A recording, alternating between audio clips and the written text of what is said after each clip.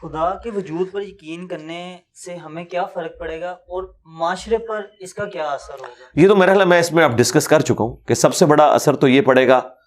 کہ قانون کی حکمرانی ہو جائے گی بغیر کسی کیمرے کی آنکھ کے، جب آپ خدا میں بلیو کرنے والے ہوں گے۔ دیکھیں قرآن میں بھی اللہ تعالیٰ نے طلاق کو جب سورۃ البقرہ میں ڈسکس کیا ہے نا، وہاں یہ الاؤ کیا ہے کہ کوئی 1 یا 2 طلاق دیتا ہے تو اپنی بیوی سے رجوع کر سکتا ہے، لیکن ساتھ ہی کہا ہے کہ اللہ سے ڈرنا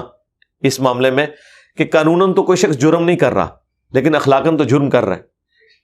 تو اللہ تعالیٰ میں ایسا نہ ہو کہ اپنی بیویوں کو ذلیل کرنے کے لیے ان کی طرف تم رجوع لاؤ کہ پھر میں اس کو کچھ عرصہ رکھوں گا پھر ایک طلاق پھینک دوں گا، حالانکہ پہلے دن ہی تم ڈیسائیڈ کر چکے ہوئے ہو کہ میں نے اسے نہیں رکھنا۔ تو اس طرح نہ کرو، اللہ تمہیں دیکھ رہا ہے۔ خدا کے بنائے ہوئے قوانین میں بھی چیک جو ہے نا بہرحال وہ خوف خدا ہی ہے، ادروائز آپ کوئی نہ کوئی بیچ میں ایسی شک نکال لیں گے کہ دنیا میں آپ اس قانون کی زد میں آنے سے بچ جائیں گے، لیکن اللہ کے حضور آپ پکڑے جائیں گے، یہ میں آپ کو بتا دوں۔ وہ آپ ان سارے معاملات کے ذریعے دنیا کو تو دھوکہ دے سکتے ہیں، قانون کو بھی دھوکہ دے سکتے ہیں، جس کی نمائندہ مثال آپ کے وکلا ہیں، ذرا آپ پوچھیں کس طریقے سے وکیل حضرات کیسے کیس کو بگاڑتے ہیں اور وہ جج کے سامنے ثابت کر دیتے ہیں۔ ایون نبی علیہ السلام نے اپنے بارے میں فرمایا، بخاری مسلم میں حدیث ہے کہ بعض اوقات میرے سامنے کوئی مقدمہ پیش ہوتا ہے تو میں شواہد کی بنیاد پہ فیصلہ کر دیتا ہوں، دیکھنا تم میں سے کوئی چرب زبان ہوتا ہے اور وہ اپنی چرب زبانی کی وجہ سے مجھے قائل کر لیتا ہے اور میں اس کے حق میں فیصلہ کر دیتا ہوں، ہوتا وہ باطل پہ ہے، تو ایسا شخص بھی اپنے گھر آگ کا ٹکڑا لے کے جا رہا ہے، اگرچہ میں نے بھی اس کے حق میں فیصلہ کیا ہے نا، اللہ کے حضور تو وہ 2 نمبر ہے، نبی بھی فیصلہ کر دے، اللہ یہ کہ اللہ تعالیٰ اپنے نبی کو غیبی خبر دے دے کہ بھئی یہ غلط ہوا ہے تو وہ ریمیڈی ہو جائے، ادروائز نبی اسلام فرمایا ہے کہ میں بھی کسی کے حق میں فیصلہ کر دوں نا تو وہ آگ کا ٹکڑا ہی لے کے جا رہا ہے، اگر اسے تو پتا ہے نا کہ وہ نہ حق ہے تو وہ اللہ کے حضور تو پکڑا جائے گا، کیونکہ اللہ کا تو کوئی رشتہ دار نہیں ہے، ہاں اللہ کو تو کوئی دھوکہ نہیں دے سکتا۔ سورہ توبہ میں اللہ تعالیٰ نے منافقین کے بارے میں فرمایا نا کہ اے نبی یہ قسمیں اٹھاتے ہیں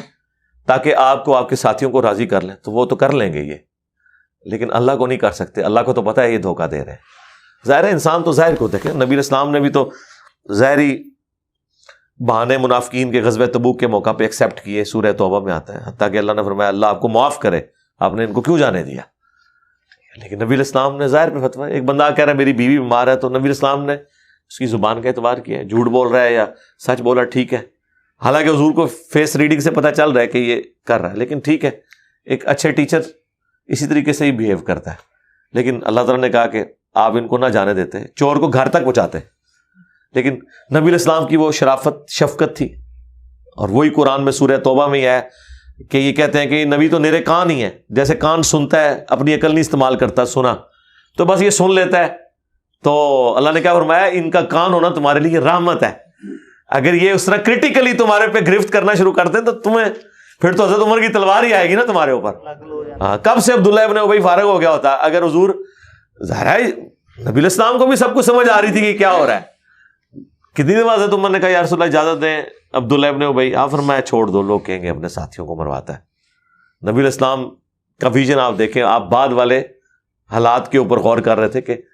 یہ تو مارا جائے گا لیکن یہ مصیبت جو پیچھے چھوڑ جائے گا نا وہ بڑی ہے، اس لیے ٹالریٹ کریں،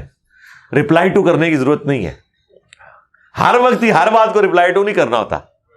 یہاں پہ ہر بندہ جو ہے نا وہ رپلائی ٹو کرنا شروع کر دیتا ہے ہر بات کو، تو اس کا بھی نقصان ہی ہوتا ہے۔